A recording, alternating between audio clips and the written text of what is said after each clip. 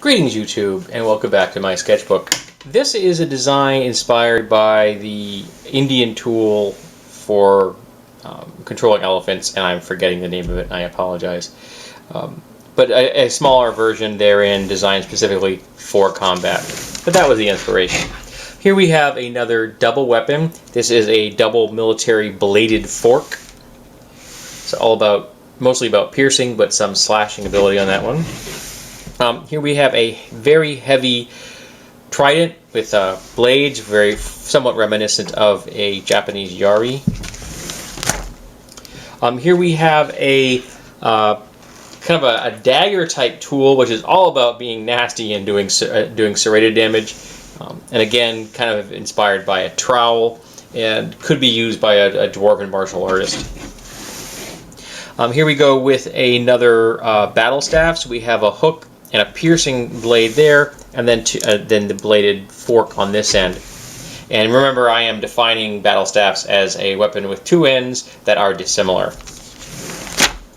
Okay, here we have a hammer, which is inspired by an actual Japanese hammer design that I've seen. This is kind of a little bit thicker, a little bit over the top, reminiscent of what a dwarf would use.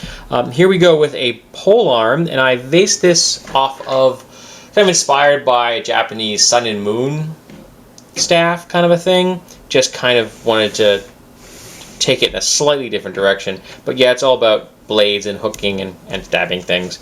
I like having somewhat useful. I've tried polearms. It'll do multiple things. It's one of the reasons halberds are one of my favorite polearms. Here we have a throwing blade, 3 points. And I really like the simplicity of this. I think I did a good job with this. And this would be about the size I'd like to actually see it be, so it will be heavy and able to actually do real damage and not just be a tool of distraction. But I think that would be very cool to see in real life. Here we go with a bladed axe, 3 points. So you could pierce and do slashing and impact damage. And this end is just for looks. That's purely looks. And down here you have a kind of slight counterbalance, and also you can hang up the thing when you're not using it.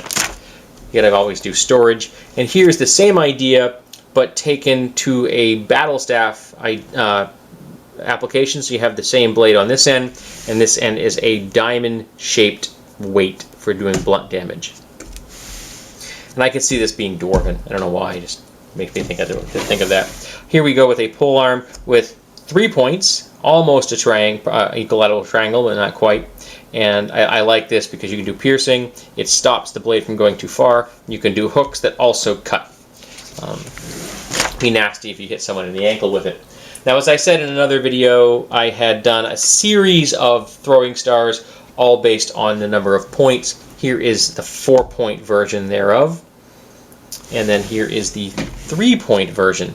So I started moving up there. And a lot of this was trying to figure out the degrees between the points and how I wanted the proportions while keeping a similar thematic vibe involved. Here we go with a two-handed sword, a non-traditional design. Also could be possibly conceived as a heavy spear. I don't know what I called this when I did my posting on my DeviantArt page. And here we go with a type of halberd with an inward curve, points and points.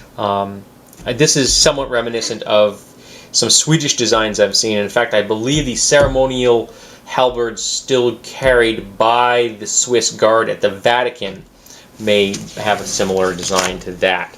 Here we go with the 5-point version therein, from similar to the 2s and the 4s you saw.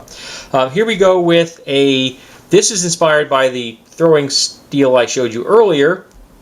So you can do hooks and thrusting, and this end is a spear point, so this is another battle staff. Here we go with 2 different versions of 2-point throwing stars. This one is slightly more ornate than that one, but you get the point. Ha! I'm so funny. Here we go with, again, 3 points, a true equilateral, all pointy blades, based on the 3-point throwing star I did. you can kind of see where at different eras I was, the time periods, how things inspired each other. And this is a triangular shaped weight that is actually narrow in cross section. So this is, again, is a battle staff. Here we have a, this is an actual D20. This is a geometric mace, and I think it would be very, very effective. And not to mention, a perfect tool for your GM to have if it had the numbers on it, because when you hit someone, you would leave an impression of that number on them. Here we have an inward curving knife, and I really like this piece. I mean, that's just a really, really nice design. Sometimes I did exactly what I wanted, and I was really quite happy. Here we go with more of that same similar throwing stars. This has got 6 points. This blade here is inspired by the movie Avatar, the first one, which I haven't watched in years. I finally got a copy on DVD. I need to watch it again. It's just all the right curves in all the right places. I love this thing. I would love to own a knife like that. Here we have a throwing star with 7 points. That one was harder than most because it was an odd number of degrees. Here we go. This is a device that is a tool which could also be used as a weapon, and I saw this on Mike Rowe's Dirty Job. And it was 2 pieces of metal with standoffs between them. In this case, I used nuts. And the standoffs would then separate these 2 pieces, but they're designed for prying and just being hugely good at breaking things apart in a big, fat, hairy way. And that's how it was used by the guy that owned it. And the one he owned was like 4 feet long. This guy was huge. He was like 6'6", and this thing was monstrous. But it was used for demolition. And by gosh and by golly, he demolished things. Here we go with an 8-point version, so the cardinal point version of a throwing star. Really hard to miss when you throw with this thing. Here we go with a kind of a double monk's spade look.